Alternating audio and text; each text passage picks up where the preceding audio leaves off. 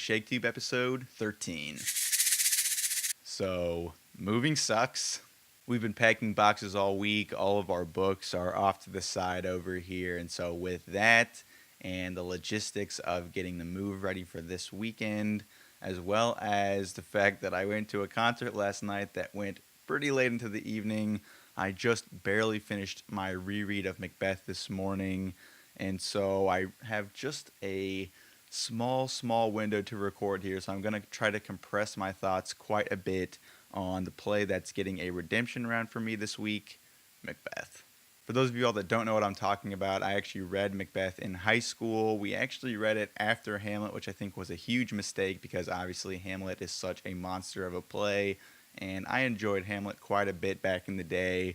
And if you're looking for a comparison here on Goodreads from when I looked back at what I rated the two, Hamlet got 4 stars from me, which could be updated here, and Macbeth got 2. I don't know if I was just feeling particularly angsty the day that I was rating it or during the weeks that we were reading it, but Macbeth actually is not that bad.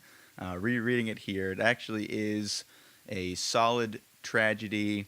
It's not the best that we've read so far, but there are a lot of qualities to it that give it that redemption that I was looking for. I mean, first and foremost, you have characters that influenced a lot of popular culture with the Three Witches.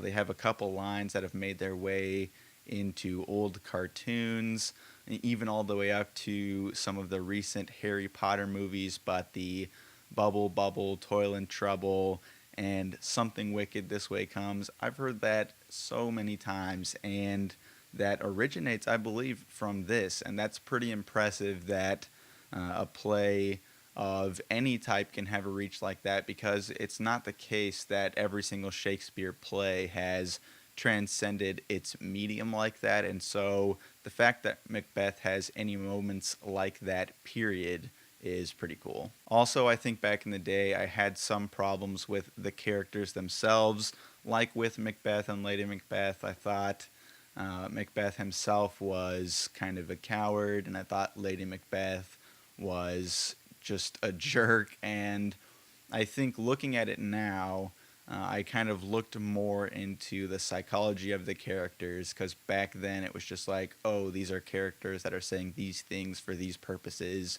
But when you look at it, they do have this prophecy, and they are characters that are living in a society and in a time that potentially put more stock on any of the prophecies that they would be hearing back then. It's not something that we would hear and be like, oh yeah, I'm going to be president because this weird old lady told it to me. It's like, this was a big deal to them, and so that would be weighing on their minds. They don't have the distractions that we have, and so of course it's going to be something that takes over their lives and leads them down paths that they probably shouldn't be taking.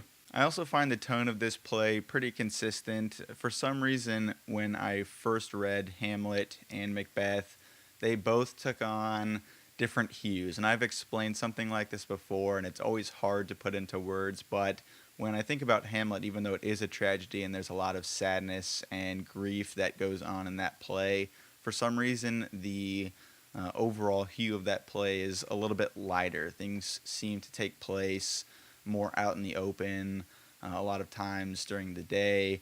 When I thought of Macbeth, both now and after when I read it initially in high school, I kept thinking of all of these scenes in a very dark setting. A very dark hue was put to all of those scenes because you have a lot of these acts taking place at night. You have ghosts, you have witches.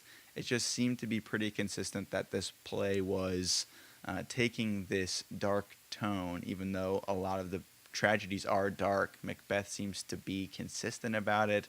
I don't know what it is. It might be a personal thing, but obviously that could change if I ever saw it on the stage. But reading it, I think that it's impressive that it can bring that out in its own right. One thing that I had more of a problem now, though, was the pacing of the play. This is something that I've talked about with the vast majority of any of the books or plays that I've reviewed on this channel. I really value good pacing, and there are some plays in Shakespeare's body of work that are paced perfectly. It rises up to a great climax at the perfect point and has a good pace for its declination to the end. And I don't think that Macbeth quite had that. And I think that's due to the fact that the king is murdered so early and Macbeth takes the throne when you have Hamlet. First of all, it's justified that he wants to kill the king, but that death happens much later in the play, and here it's really close to the beginning, and so you have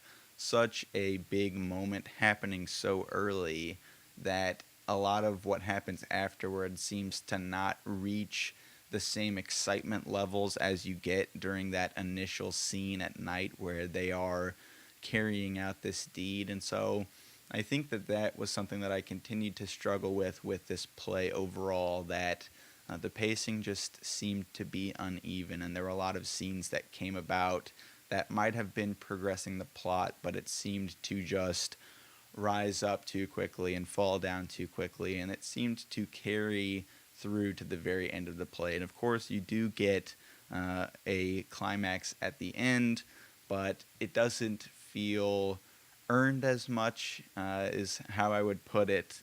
And so that was something that still made Macbeth frustrating overall, but I will say, looking for a redemption this time around, it definitely had it. There are a lot more moments that I appreciated during this read, which really goes to show that it is good to reread books, both of the ones that you have really enjoyed in the past and the ones that you have really hated in the past, especially if they are influential in some sort of way, because you might find some of these little bits and pieces that make it worth revisiting, and you might find a greater appreciation that second time around. And so I found that here, but it didn't bring it back to a point where it was like, oh my god, greatest play of all time. So did it deserve my initial hate and 2-star rating? No. Did it deserve 5 stars overall? No. So with that, I gotta get out of here. Next week, you'll see a different background. I don't know what it's gonna be. I'm pretty excited for the opportunity to change things up here.